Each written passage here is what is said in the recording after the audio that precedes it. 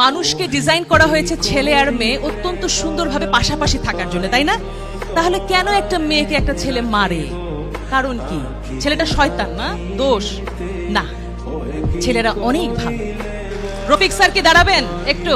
এই যে রফিক স্যার, উনি আমার ছোটবেলার বন্ধু, উনি আমার সকল পরীক্ষায় আমাকে নোট দিতেন। তাহলে ছেলে মেয়েতে কি বন্ধু হয়? মনে রাখতে হবে তুমি একজন সুন্দর ছেলে। ছেলেরা যখন মেয়েদের পিছে দৌড়ায় দুইটা জিনিস হয়, হয় হিরো হয় নাহলে ভিলেন হয়। তুমি কি হইতে চাও? হিরো। ভিলেন হইতে চাইলে কি হবে জানো? পিছে পিছে দৌড়াবা, ওই যে পুলিশ এসপি সে ধরে নিয়ে আবার একটু পেদানি দিবে। মেয়েকেও পাবা না, মাইরও খাবা। ভাই ভালোই তো বাসছিলে, তুই কি দোষ করলাম, তাই না? তার মানে দোষটা কোথায়? The way. তুমি রাস্তায় দাঁড়িয়ে শীষ বাজাবা কেন?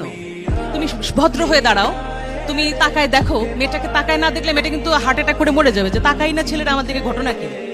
কিন্তু সেই দৃষ্টি থাকবে সৌজন্যমূলক, সুন্দর। সুতরাং ছেলে এবং মেয়ে মিলে সুন্দর পৃথিবী গড়তে হলে তোমাদের জানতে হবে ছেলে অনেক ভালো, মেয়েরা অনেক ভালো। সুতরাং দুজন মিলে একটা সুন্দর পৃথিবী হবে। নিজের শরীরকে যত্ন নিতে হবে দুটি কারণে। নিজে সুস্থ হয়ে গড়ে ওঠা, নিজের যত্ন নেবে, তাহলে কি হবে? অনাগত যে বাচ্চাটা আসবে সেটাকে মনে রাখতে হবে, একটা মেয়ের পেটে একটা বাচ্চা মানে সে মেয়েটি মা হচ্ছে আর ছেলেটি বাবা হচ্ছে, আর তাদের বাবা মারা নানি দাদি হচ্ছে। এটাই স্টোরি না। আসল গল্প হচ্ছে সেই শিশুটি বাংলাদেশের নাগরিক হয়ে জন্মাচ্ছে। আমার প্রশ্ন, কোন ছেলেটি একটা মেয়ের ওন্না ধরে টান দেয়? সে কি কোনো মায়ের পেট থেকে আসেনি? তাহলে কেমন মা তাকে শিক্ষা দিতে পারেনি?